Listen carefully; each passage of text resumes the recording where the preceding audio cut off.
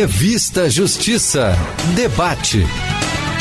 Vamos para o segundo tempo do Revista Debate de hoje, Dia do Trabalhador, Dia do Trabalho. Nossos convidados agora são o professor titular da Escola da Magistratura Trabalhista de Mato Grosso, juiz titular no TRT do mesmo estado e presidente da Associação dos Magistrados da Justiça do Trabalho de Mato Grosso, André Araújo Molina. Doutor André, seja bem-vindo. Muito obrigado, estou aqui à disposição para o nosso debate. Temos também o advogado pós-graduado em Ciência e Legislação do Trabalho e membro da Comissão Ampla de Aprimoramento e Elevação do Direito do Trabalho da OAB Nacional, doutor Alfredo Góes. Doutor Alfredo, seja bem-vindo, bom dia. Bom dia, muito obrigado. Doutor André Molina, Dia do Trabalho ou Dia do Trabalhador, até aí já existe uma controvérsia, mas como ficam as questões agora desses acordos trabalhistas diante desta pandemia de coronavírus? Nós temos atravessando essa fase, bastante tumultuada, que acabou que a saúde e a urgência colocou o direito para refletir sobre uma série de coisas. Em relação a esses acordos, nós podemos diferenciar dois acordos. Nós temos os acordos que podem ser feitos, entre os empregadores e os trabalhadores para redução de jornada, suspensão do contrato, que são as disposições agora da medida provisória 927 e 936. Então, em relação a essas questões, muito rapidamente, para poder enfrentar a crise, o Poder Executivo, o Presidente da República, resolveu aprovar essas medidas emergenciais, criando uma série de situações intermediárias de urgência para que os empregos fossem mantidos e, ao mesmo tempo, reconhecendo que os empregadores estão com portas fechadas ou com movimento muito reduzido. E quais foram as alternativas que foram colocadas? Desde autorização para que o empregado saia de férias antes de ter o direito. Imagine alguém que trabalha há 10 meses, ainda não adquiriu o direito às férias, mas a medida provisória permite que ele já saia de férias um mês e depois, lá na frente, quando adquirir o direito, ele já vai ter gozado as suas férias, para que esse um mês ele fique fora da empresa, quarentena e tudo mais. Férias coletivas. E a medida, então, mais o home office, o teletrabalho, mas a medida mais, polêmica é a possibilidade que essa medida provisória deu do empregador fazer um acordo direto com o trabalhador, sem precisar do sindicato, para que ele reduza a sua carga horária e proporcionalmente o seu salário, em 3 faixas, de 70%, 50% e 25%. Então, imagine essa intermediária de 50%. Quem trabalha 8 horas por dia vai trabalhar só meio período, 4 horas, e vai ter redução do seu salário pela metade, proporcional ao número de horas trabalhadas. E com isso o governo vai complementar um valor chamado benefício emergencial, que vai ter como base o valor que o empregado receberia de seguro-desemprego. De modo que, somando este valor proporcional do salário mais o benefício, vai chegar próximo daquilo que ele recebia na ativa. Então, é um mecanismo para que nós possamos atravessar esses momentos de crise, e manter dentro do possível um funcionamento mínimo das empresas e também resguardar o trabalho, o posto de trabalho. E só para fechar esse tema, a medida provisória é muito interessante nesse ponto, que ela diz que o período que ficar essa negociação valendo, vai haver uma garantia posterior do mesmo período de estabilidade. O que isso significa?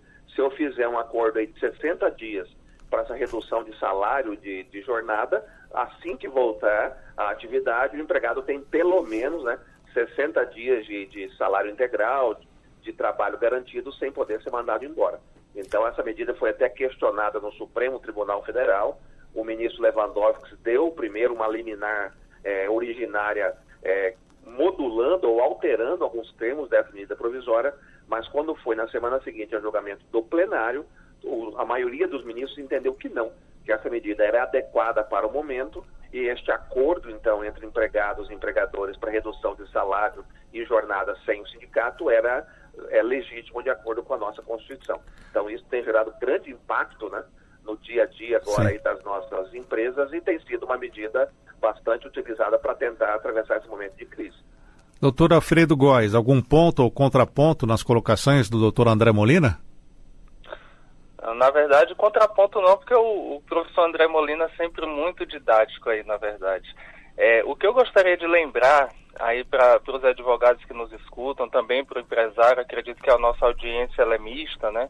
Para os empregados também, é que não existe uma fórmula correta, né? A parte dessa discussão do direito, a gente precisa ter em mente o seguinte: as medidas provisórias, principalmente a 927 e a 936, elas dão mecanismos para a empresa preservar os empregos e também tem esse benefício emergencial.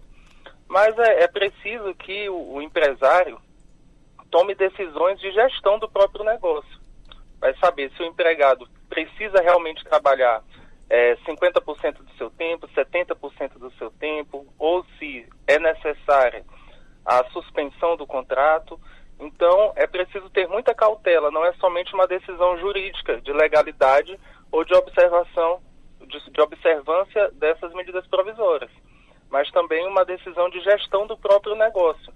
E aí, muito se questionou sobre a segurança jurídica desses acordos individuais, caso, de maneira superveniente, venha uma convenção coletiva do trabalho. E aí, na forma prática, sabemos que muitas empresas sequer participam dessas negociações coletivas. E o plenário do STF, ele faz permanecer a medida provisória na íntegra. Então, esses acordos individuais, eles vão prevalecer sobre as convenções coletivas firmadas nesse tempo, caso a empresa também não participe, né? Então, eu gostaria sempre de ressaltar, e falo isso para os meus clientes, para os alunos que perguntam também, não há uma fórmula fechada. Você vai suspender o contrato, você vai reduzir jornada e salário, não há uma fórmula correta. Cada empresa vai ter uma medida mais adequada nesse sentido. Lembrando sempre aí da garantia provisória dada pela própria medida provisória, como bem ressaltou o professor André Molina.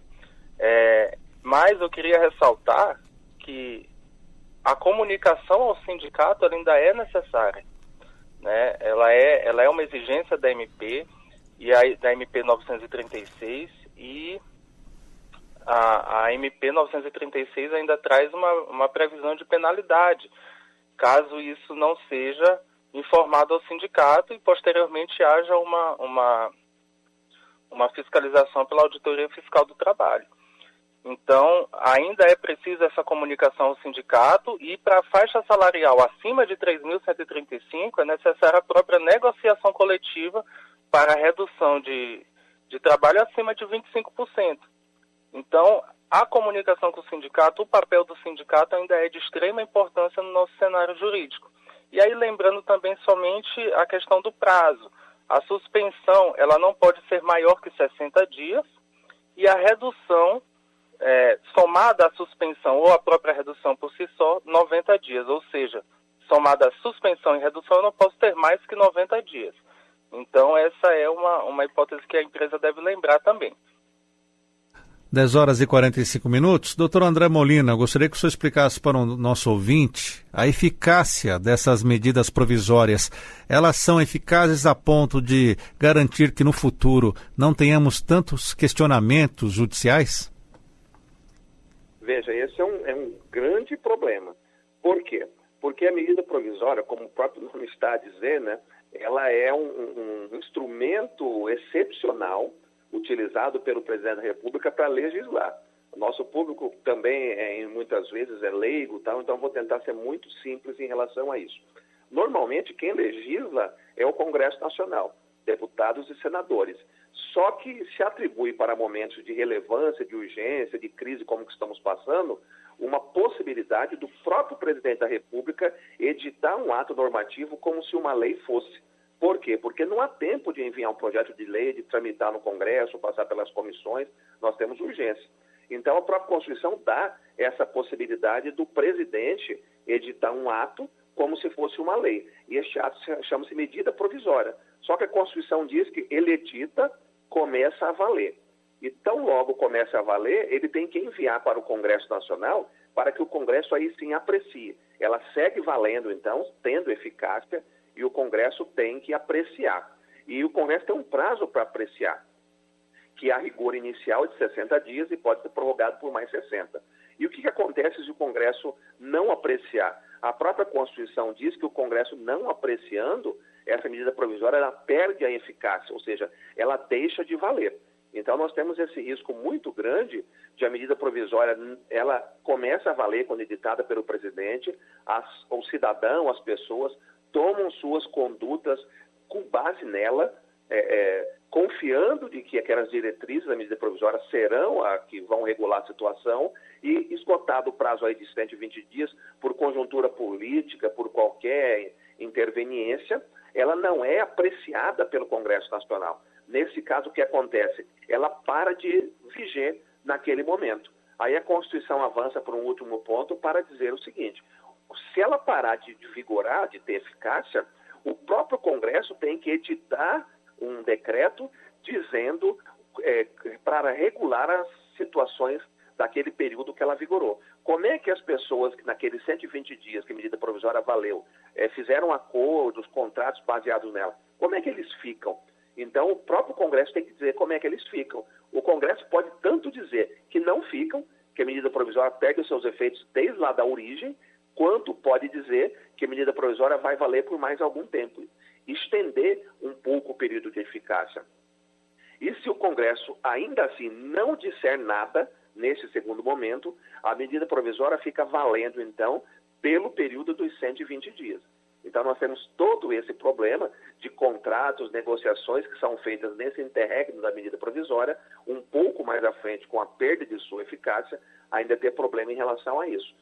Isso que eu estou falando é um problema prático que nós podemos ainda vir a enfrentar em razão da medida provisória 936, que o prazo dela de 120 dias está em curso.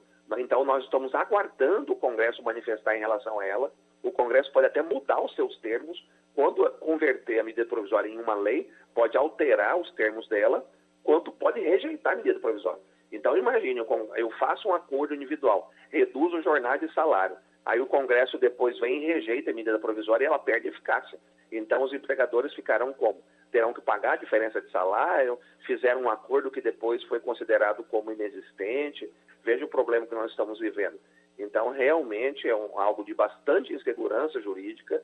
Como o doutor Alfredo aí colocou, o empresário tem que ponderar bem de acordo com o seu negócio, né? Qual é a melhor solução ou não, consultar aí os seus advogados, né? E decidindo pelo acordo, infelizmente ainda há esse risco do Congresso ou alterar o texto ou a rejeitar ou inclusive nem apreciar a medida provisória. Então, de fato, é uma fase muito tumultuada, inclusive para o direito, né? Bastante turbulenta, e ninguém tem muita certeza do que vai acontecer nos próximos meses. Podemos até citar neste vácuo, nesse limbo jurídico, a carteira verde e amarela, doutor Alfredo Góes? Perfeitamente. Eu já estava aqui engatilhado com esse tema, porque o professor André Molina, eu sei disso, ele é um estudioso aí do direito intertemporal, e nós tivemos exatamente esse problema com a medida provisória 905, né, que é a medida provisória que introduz esse contrato verde e amarelo no nosso ordenamento. E agora não está mais em vigor. O texto da lei, da medida provisória, na verdade, que tem força de lei, ele não existe mais. E aí o contrato verde e amarelo, ele se assemelha ali, ele é um regime jurídico.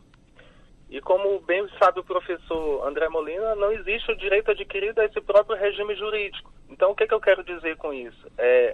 Condições diferenciadas de contratação do contrato verde e amarelo, elas não valem mais.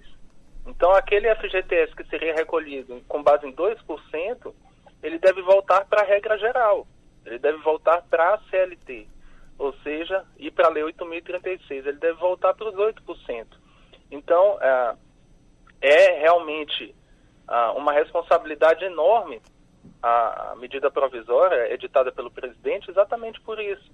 Porque caso ela não seja apreciada pelas duas casas, e no caso, quando foi apreciada a medida provisória 905 pela Câmara dos Deputados, nós tivemos aí uma chuva de emendas, foi muita emenda, na verdade, e o texto do projeto de lei de conversão foi totalmente diferente do que se esperava dentro da medida provisória. Então, a medida provisória é uma coisa excepcional, como o próprio nome diz, é uma medida provisória e ela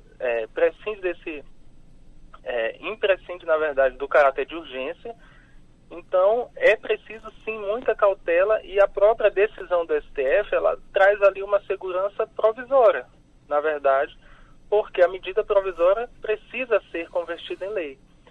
Então, nós temos sim um cenário que futuramente, né, caso o diálogo não avance entre as casas, ou até mesmo não seja apreciada a medida provisória, algumas medidas não vão poder permanecer nas relações de trabalho. E isso é muito preocupante, com certeza. Doutor André Molina, algo a acrescentar ainda nesse ponto para um próximo tema? Não, de fato, exatamente é isso aí. Eu confirmo tudo, e as complementações do Dr. Preto são bastante interessantes. A MP 905, né, da contrato verde e amarelo, é um caso clássico mesmo, né, de perda de eficácia e o limbo jurídico de regulamentação. Quem celebrou, quem contratou o contrato verde e amarelo há 90 dias, como é que fica agora? De fato, é um problema muito grande. Vamos falar agora de redução de salário e jornada e até a suspensão do contrato, doutor André Molina. Quem que pode passar por isso? Todo trabalhador pode ter redução de jornada, pode ter o contrato suspenso, a redução do salário? Sim, em regra, todos os trabalhadores podem. A própria medida provisória, ela traz especificamente algumas categorias em que isso não é possível. Veio logo recentemente, há alguns dias atrás, 2, 3 dias atrás, uma portaria lá da Secretaria Especial do Trabalho e Emprego, regulamentando os termos dessa medida provisória 936. E trouxe lá algumas questões operacionais, só que acrescentou um tema que é bastante polêmico e interessante. Seria, é possível, é uma pergunta para nós refletirmos, é possível trabalhadores de duas categorias, quem não tem controle de horário, é possível fazer esse acordo de redução? Um caso muito clássico, muito comum, são aqueles trabalhadores externos. Então, imagine alguém que trabalha, é um vendedor que visita clientes. E, em regra, no contrato normal, não há uma forma de controle preciso de sua jornada de trabalho. Ele está fora do ambiente empresarial, não há meios tecnológicos de monitorar se ele está trabalhando ou não está trabalhando. Então, neste caso, o artigo 62 da CLT diz que ele é externo e não tem controle de jornada. Aí a pergunta, este trabalhador pode fazer o acordo de redução de jornada e salário? Se ele não tem controle de jornada, como é que faz, como é que não faz? Há aqueles que argumentam que eu posso fazer, por exemplo, a redução para esses trabalhadores invertendo dias na semana. Ou seja, ele trabalhava todos os dias da semana, a jornada ordinária, e tinha uma garantia salarial lá X. Imaginemos, então, que eu poderia fazer um acordo com ele para que ele trabalhe dia sim, dia não.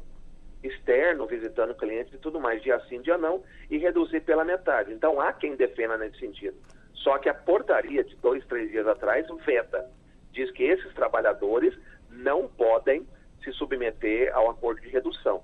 Uma outra categoria também que não tem controle de jornada são o que se chama do alto escalão das grandes empresas.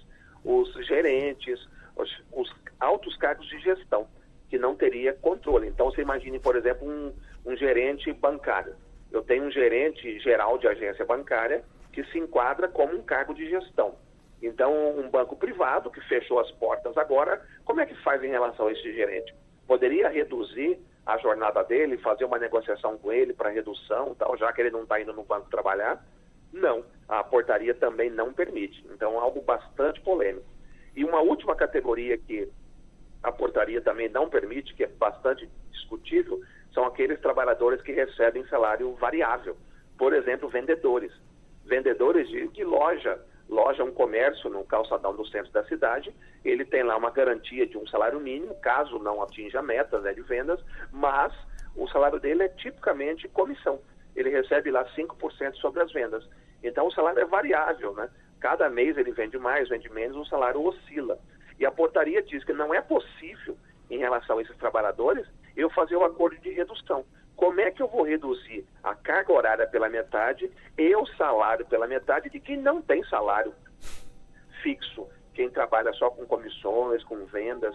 Então, essa portaria regulamentando tomou essas duas medidas de vedar o acordo de redução salarial proporcional para quem não tem controle de jornada, externos e cargos de gestão, e também de quem trabalha e recebe com um salário variável, comissões. Imagine um restaurante cujos garçons recebam variável de acordo com a produção que atende e tal. Segundo a portaria, não é possível implantar o acordo de redução proporcional em relação a esses trabalhadores. Então, eu chamo a atenção bastante para os nossos ouvintes, né, principalmente empresários, contadores, né, e também os nossos advogados empresariais aí, para ter muita atenção em relação a isso. Porque, às vezes, orienta o cliente a fazer este acordo aí de redução proporcional com vendedores comissionistas, com garçons que recebem, né, nessa modalidade só variável, com o seu gerente da loja, que é externo, sem controle, e pode dar problema depois na sequência. É um ponto aí muito preocupante que eu chamo a atenção. Como diz aquela frase, não há nada ruim que não possa piorar. Eu já começo a me despedir, infelizmente, devido ao tempo, do advogado pós-graduado em Ciência e Legislação do Trabalho e membro da Comissão Ampla de Aprimoramento e Elevação do Direito do Trabalho da OAB Nacional, Dr. Alfredo Góes. Dr. Alfredo, obrigado por atender a Rádio Justiça e as suas considerações finais. Bom, muito obrigado pelo convite. É um prazer enorme participar de um programa que eu escuto.